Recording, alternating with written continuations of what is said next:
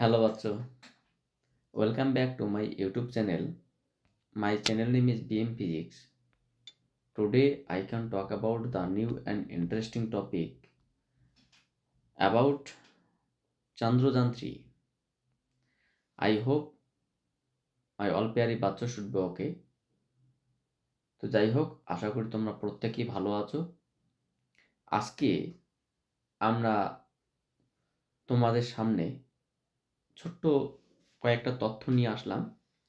সেটা হচ্ছে গিয়ে আমাদের প্রত্যেকেরই জানা উচিত যে 2023 সালের 14ই জুলাই যে চন্দ্রযান 3 আমাদের ভারতের ISRO Indian Space Research Organisation থেকে যে উৎক্ষেপণ করা হয়েছিল, সেই চন্দ্রযান 3 সম্পর্কে আমাদের একটু জেনে রাখা দরকার। কারণ যে কোনো এক্সামে সে তুমি বলো সামনে যে পিএসসি ক্লার্কশিপ রয়েছে সেখানে বা যে কোনো কম্পিটিটিভ লেভেলের এক্সামে কিন্তু সেখান থেকে কোশ্চেন হওয়াটা বাঞ্ছনীয়, মানে হতেই পারে। অতএব আমাদের জেনে রাখাটাই ভালো। তো তোমরা আশা করি ইতিমধ্যে দেখতে পাচ্ছ যে আমরা চন্দ্রযান 3 সম্পর্কে আলোচনা করব বলে স্ক্রিনে চন্দ্রযান 3 সম্পর্কে কিছু কোশ্চেন নিয়ে আসি। তো সেগুলো একটু আমি বলছি, তোমরা জাস্ট একটু জেনে নেবে এগুলো কীভাবে কী করতে হবে, একটু জাস্ট জেনে নেবে মনে রাখার জন্য। দেখো, আমি প্রথমে বলছি প্রথম কোশ্চেন। আমি জাস্ট কয়েকটা কোশ্চেন উত্তর করেছি। চন্দ্রযান 3 কবে লঞ্চ করা হয়েছে?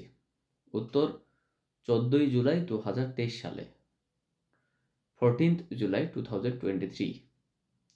এটা মাথায় রাখতে হবে যে 14ই জুলাই 2023 সালে লঞ্চ করা হয়েছে। কটার সময়? না, দুপুর 2:35 প্রশ্ন, কোথা থেকে চন্দ্রযান 3 লঞ্চ করা হয়েছে? উত্তর হচ্ছে কি অন্ধ্রপ্রদেশের শ্রীহরিকোটা সতীশ ধাওয়ান স্পেস সেন্টার থেকে। এটা কোথায় রয়েছে? অন্ধ্রপ্রদেশে। কোন স্পেস সেন্টার থেকে? সতীশ ধাওয়ান স্পেস সেন্টার থেকে। কোথায়? না, শ্রীহরিকোটায়। এটা সেই রিসার্চ সেন্টারটির নাম কি? কে করেছে এই ঘটনার মানে উৎক্ষেপণটা?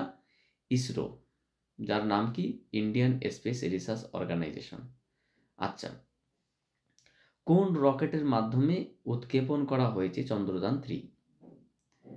আমরা সাধারণত জিএসএলভি মার্ক 3 বলি, জিএসএলভি রকেট 3, কিন্তু এই রকেটটির আরও একটা নাম আছে, সেটার নাম কি? LVM3 or M4।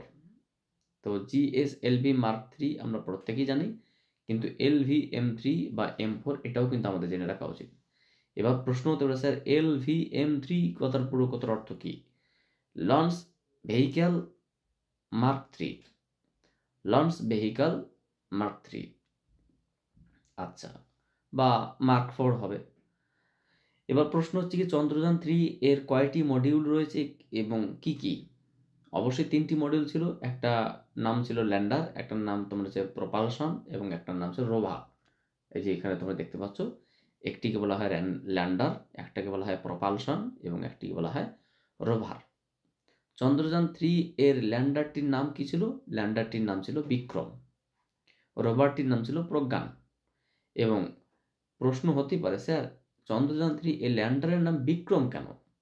এখানে কিন্তু এই জায়গাটা একটু জেনে রাখা দরকার।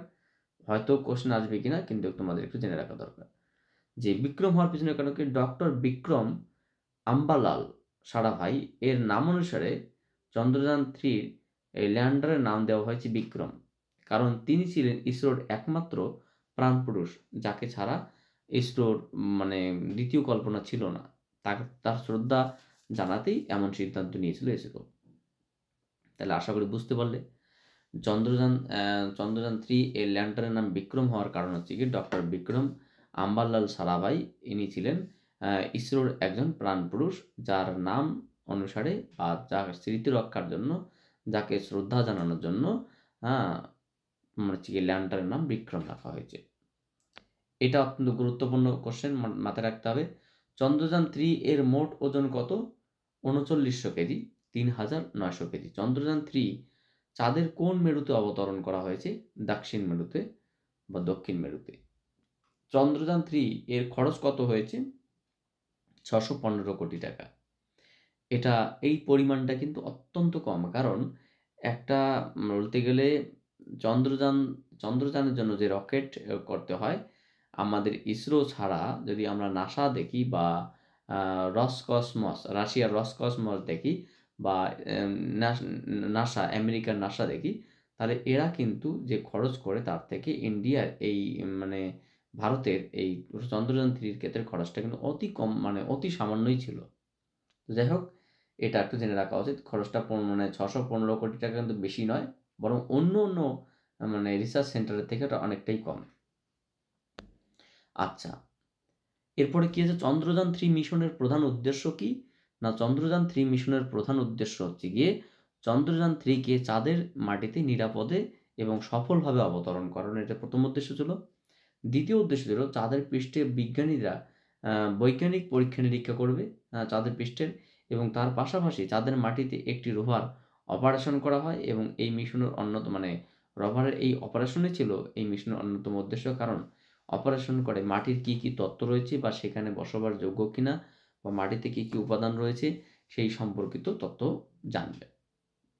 এখানে আমাদের জেনে রাখা ভালো, আমরা সোশ্যাল মিডিয়াতে জানতাম যে ইসরো জানিয়েছিল যে তারা চন্দ্রযান 3 র যে মিশন চাঁদের পৃষ্ঠে তারা ৯ টি বিশেষ উপাদানের অস্তিত্ব খুঁজে পেয়েছিলেন দক্ষিণ মেরুতে। তার মধ্যে একটি যা কোটি টাকাও কিনতে পাওয়া যাবে না, যা একটির অস্তিত্ব খুঁজে পাওয়া গিয়েছিল সেটা হচ্ছে গিয়ে অক্সিজেন। কারণ অক্সিজেন ছাড়া তো প্রাণের অস্তিত্ব থাকে না। তখন ওখানে ল্যান্ডারের প্রধান উদ্দেশ্য ছিল যে ওখানে যেভাবেই হোক জলের সন্ধান মানে হাইড্রোজেনের সন্ধান করা।